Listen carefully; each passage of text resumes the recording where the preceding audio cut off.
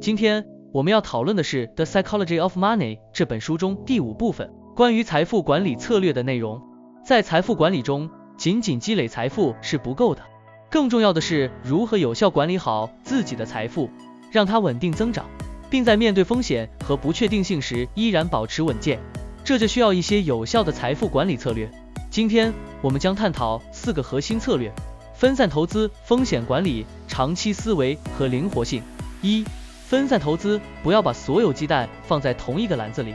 分散投资是财富管理中最经典的策略之一，其核心理念是将资金分散到不同的投资领域或资产类型中，比如股票、债券、房地产，甚至储蓄账户。通过这种方式，可以有效降低单一投资失败所带来的整体风险。即使某个领域出现波动或亏损，其他领域的收益能够帮助平衡整体的财务状况，从而减少风险冲击对财富的影响。但分散投资并不是将资金盲目的分配到各个地方，而是需要根据个人的风险承受能力、投资目标和市场状况来科学地进行资产配置。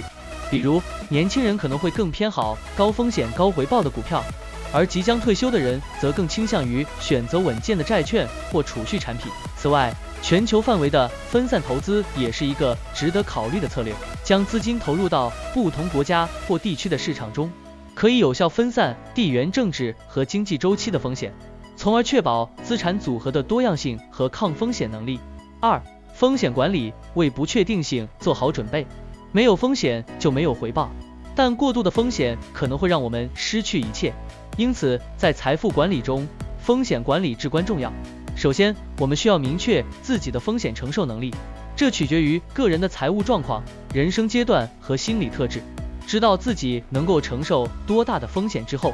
才能制定出合理的投资策略和资产配置。此外，建立应急基金和购买保险也是有效的风险管理手段。应急基金能够帮助我们应对突发情况，比如失业、生病或紧急支出，而保险则可以在意外发生时为我们提供经济保障，减轻风险带来的损失。财富管理的关键是要在收益和风险之间找到平衡点。过高的回报率通常伴随着巨大的风险，而过于保守的策略可能让我们的财富贬值或错失增长的机会。因此，风险管理的目的不是完全避免风险，而是要有效评估并制定出应对风险的方案。3、长期思维，耐心是财富增长的最大助力。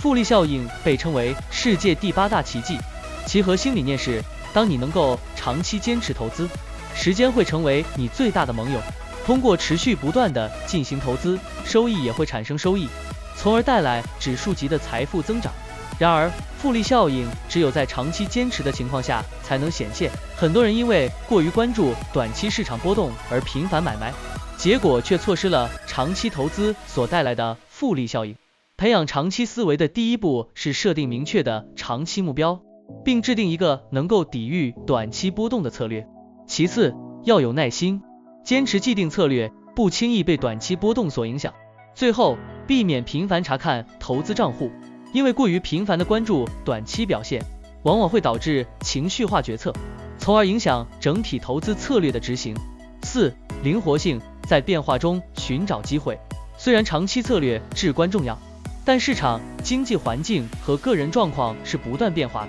我们也需要保持一定的灵活性，以应对这些变化，并适时调整财务策略。灵活性并不意味着频繁变动，而是要有应对突发情况的能力。当市场发生巨变时，我们是否能够冷静分析，并及时调整自己的投资组合？当个人收入或支出出现变化时，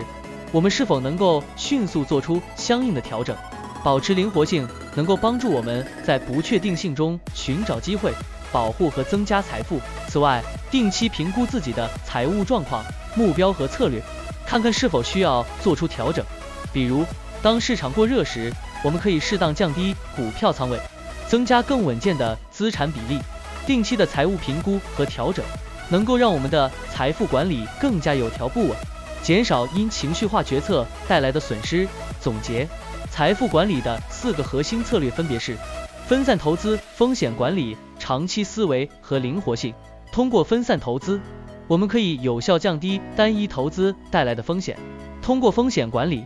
我们能够为不确定性做好充分准备。通过长期思维和复利效应，我们能够实现财富的持续增长。而通过保持灵活性，我们能够在不断变化的环境中找到更多机会，保护并增长财富。这些策略不仅帮助我们更好地积累财富，更重要的是，它们带来了一种稳定感和安全感，